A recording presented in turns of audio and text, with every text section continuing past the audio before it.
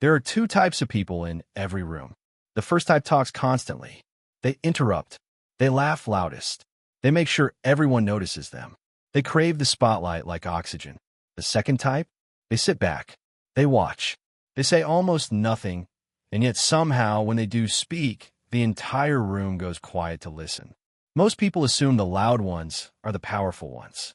Society rewards confidence, assertiveness, and visibility. We're told to speak up, stand out, and make ourselves heard. But what if that's completely wrong? What if the quietest person in the room is actually running it? Today on Turn Wiser, we're going deep into the psychology of quiet observers, the silent, watchful individuals who understand something that average people never will. We're going to break down why silent people process the world at a higher level, how stillness becomes a form of control, and what science actually says about the link between silence and intelligence. If you've ever been told you're too quiet, this video is going to change how you see yourself forever. Let's get into it. Let's start with something we've covered before on this channel: the psychology of people with extremely high IQ. In that video, we talked about how high-intellect individuals actually process information differently from the average person. They don't just receive data, they filter it, organize it, and search for patterns before they respond. Here's what's fascinating. This is also the exact behavioral signature of a quiet observer. Think about it. When you're talking, you are broadcasting. You're outputting. You're giving away information about your emotions, your opinions, your uncertainties, all in real time. But when you're silent and watching, you're doing something entirely different. You're inputting. You're collecting. Most people only process the 7%. Quiet observers process all of it. When you train yourself to stop broadcasting and start receiving, you unlock a completely different level of human understanding. You start hearing the things people don't say. You start seeing the emotions people try to hide. You start understanding people's real motivations, not the ones they advertise, but the ones they protect. This is exactly what we explore in our video on rare personality types, that certain individuals are wired to read rooms, not perform in them. And that wiring, when developed intentionally, becomes one of the most powerful social skills a human being can possess. Because here's the thing, most people want to be understood. Very few people actually understand others. Quiet observers are the rare few who do, and that makes them magnetic, trusted, and deeply influential. Without ever raising their voice, let's talk about something most people never consider: the strategic value of being unknown. Here's a psychological truth. People fear what they cannot predict.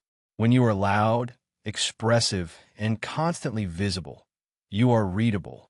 People know what you think, how you feel, what triggers you, what you want. And that knowledge gives them power over you. They can anticipate your reactions. They can manipulate your emotions. They can press your buttons because you've shown them exactly where those buttons are. But the quiet observer? They give away almost nothing. Every conversation, every interaction, they're gathering data while revealing as little as possible. This creates something deeply powerful in social dynamics: perceived mystery. And mystery commands respect. Think about the people in your life who seem effortlessly authoritative. The mentor who speaks rarely but lands every word. The leader who doesn't need to announce themselves because their presence does it for them.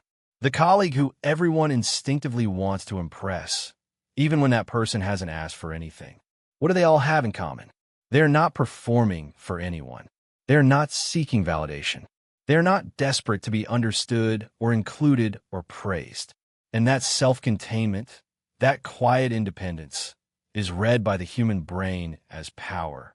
In social psychology, this is linked to something called scarcity signaling. We value what is rare. When someone's words are rare, each word carries more weight. When someone's attention is not freely given, having that attention feels like an achievement. The quiet observer, simply by not being available to everyone all the time, elevates their own perceived value in every social environment they enter. This isn't manipulation. It's the natural consequence of not needing external approval to feel whole. Now let's go one level deeper, because the power of the quiet observer isn't just social. It's internal. Silence isn't just a communication style. It's a practice of mental mastery. Every time you choose not to react impulsively, not to fill silence with nervous talking, not to defend yourself immediately when challenged, not to share every thought the moment it appears, you are training a mental muscle. That muscle is called emotional regulation, and it is one of the most powerful predictors of long-term success, healthy relationships, and psychological well-being that researchers have ever identified. The average person is essentially a mirror of their environment. Something happens, they react. Someone provokes them, they respond immediately. An emotion arises, they express it without filtering. The quiet observer operates on a completely different cycle. Something happens, they pause, they process, they choose their response deliberately. This is the gap between reaction and response, and in that gap lives all of your power. Marcus Aurelius, one of the greatest minds in human history, wrote that the quality of your life is not determined by what happens to you, but by the space you create between events and your response to them. He wasn't describing passivity. He was describing mastery. When you train yourself to be still, externally and internally, you stop being controlled by your environment. You start controlling it. And that's what master your mind actually means. Not suppressing your emotions, not being cold or disconnected, but developing the discipline to choose when you engage, how you engage, and what you reveal, rather than simply reacting on autopilot. This is what separates the truly powerful from the merely ambitious. Here's what you can start doing today. 1. Practice intentional silence. In your next social situation, challenge yourself to speak 30% less than you normally would. Fill that space with observation instead. Watch what you start to notice. 2. Read nonverbal signals. Start paying attention to the gap between what people say and how their body responds. Posture, a movement, breathing pace, these tell the real story. 3. Master the deliberate pause. Before responding to anything important, a question, a challenge, a conflict, take 3 seconds of silence. Feel uncomfortable. Do it anyway. That discomfort is growth. 4. Protect your inner world. Not everything needs to be shared. Not every opinion needs to be voiced. The quiet observer knows that their thoughts are an asset, and assets aren't given away for free. Apply these consistently, and you will notice a shift, not just in how others treat you, but in how clearly you begin to see everything around you. Silence is not absence. Silence is not weakness. Silence is not something to be fixed or overcome or apologize for.